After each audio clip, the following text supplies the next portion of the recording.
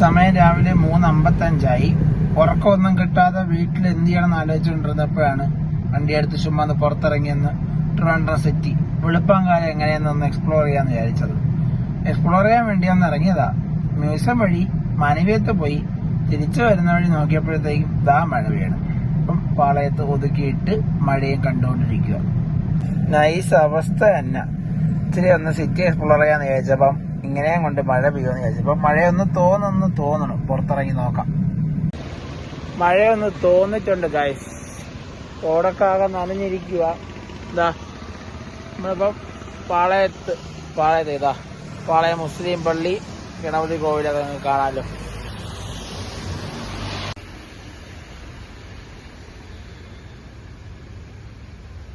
ആരുമില്ലാത്ത തിരുവനന്തപുരം. വെളുപ്പാങ്കാലത്ത് ആര് കാണാൻ കുറച്ച് വണ്ടികൾ പോകുന്നു.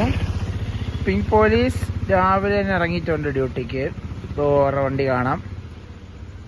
ഇത് അമ്പലം. അവിടെ പണി ഇപ്പോഴും നടന്നുകൊണ്ടിരിക്കുകയാണ്. ഇത് മുസ്ലിം പള്ളി.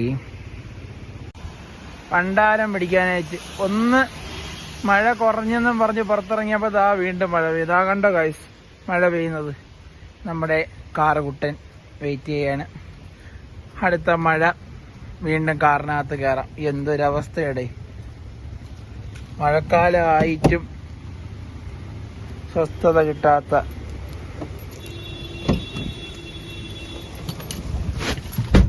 വണ്ടിക്കകത്തിരിക്കാനാണ് വിധി.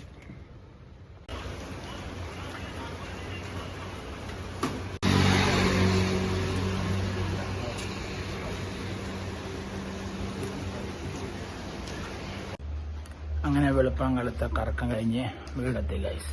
ഇനി പോയി ഒരു റൗണ്ട് ഒന്ന് ഉറങ്ങിയിട്ട് വരാം.